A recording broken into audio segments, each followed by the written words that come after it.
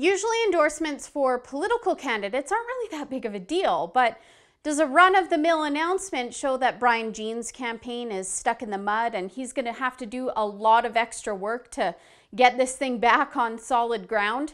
Former interim leader of the Progressive Conservatives, Rick McIver, and UCP MLA Jason Nixon have both come out in full support of Jason Kenney.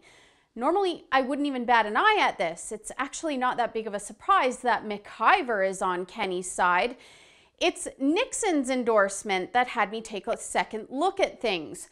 You see, he actually had to step down from being House Whip just to make this announcement. That's a pretty big deal. Why wouldn't he just keep quiet and make his point with a vote on October 28th?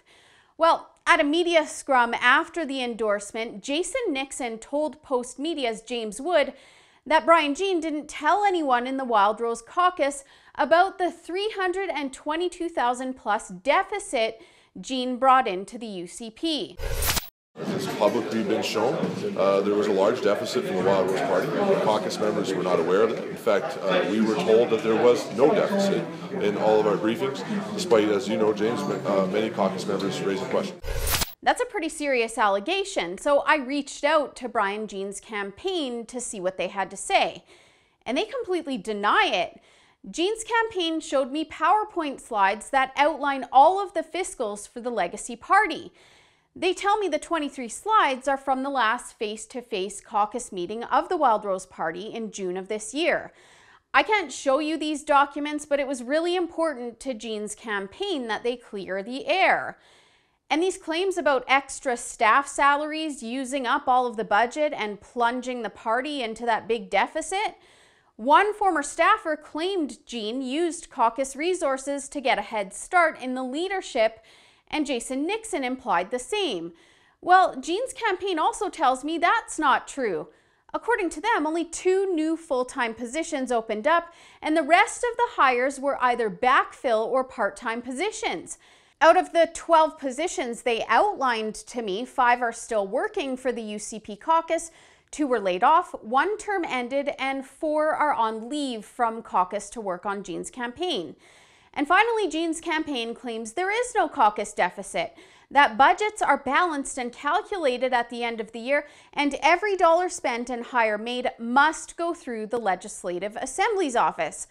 They also made the point that the loss of former PC MLA Richard Starkey and Wildrose MLA Derek Fildebrandt set caucus back about $160,000, adding to some of the many unexpected and expected changes in fiscal dynamics that came along with unity.